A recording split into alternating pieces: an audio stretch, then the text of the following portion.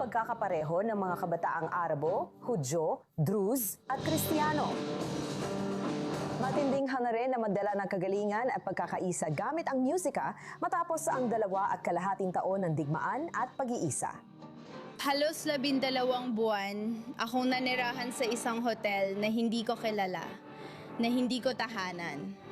At ang musika ang tumulong sa akin na maging sarili ko noong ako ang pinakanalulungkot sa buong mundo. Ang musika ang nagpapasaya at nagpapadama sa mga tao. Hindi lahat nakapagpapadama sa tao, di ba? Kaya ako tumutugtog, kaya ako kumakanta, para patunayan sa mundo na may isang bagay na karaniwan sa buong mundo. Ang tao ay nilikha na may damdamin, kaya maaari mong maantig ang mga tao sa pamamagitan ng pagtugtog. Kaya tungkulin ko na ipadama sa'yo kung paano ako tumutugtog kung malungkot o mapasaya ka. Sa tingin ko, mahalaga na mapasaya natin ang mga tao matapos ang 2 o 3 taong digmaan. Matapos ang mahabang paglalakbay ng pag-aaral tungkol sa mapayapang pagsasama sa musika, mahigit 100 kabataang artista ang nagtanghal sa entablado sa Jaffa, pinamunahan ng masiglang Israeli maestro na si Tom Cohen ng Jerusalem Orchestra East and West. Dapat nating laging tandaan na ang 7 nota na bumubuo sa musical scale ay hindi imbento ng tao. Ito ay biyayang ating natanggap mula sa kalikasan o Diyos.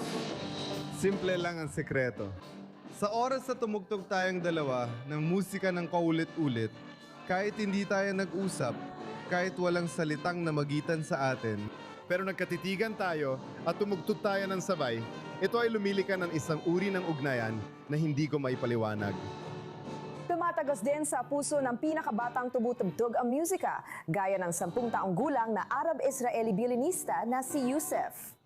Si Tomer Leventer Roberts, 14 anyos mula Tel Aviv, ay natuklasan ang oud bilang instrumento ng pagpapahayag ng sarili simula ng kanyang bar mitzvah. Nahumaling ako sa musikang Arabe at nagpatuloy ito. At ang tanging paraan para matugunan ko ang tunay kong pangangailangan na tugtugin ang musikang ito ay ang magkaroon talaga ng instrumento na magagamit ko para dito.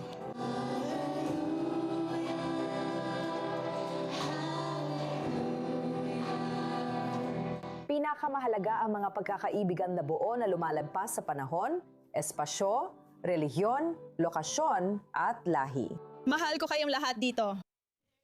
Napakabait at maganda ang ugali nila, kaya nakakakonekta sa lahat. Sobrang mahal ko sila na parang pamilya na kami noon pa. Dagdag pa, ang bagong henerasyon ng mga masigasig na musikero ay nararamdaman ang responsibilidad na magdala ng bagong tono para sa hinaharap.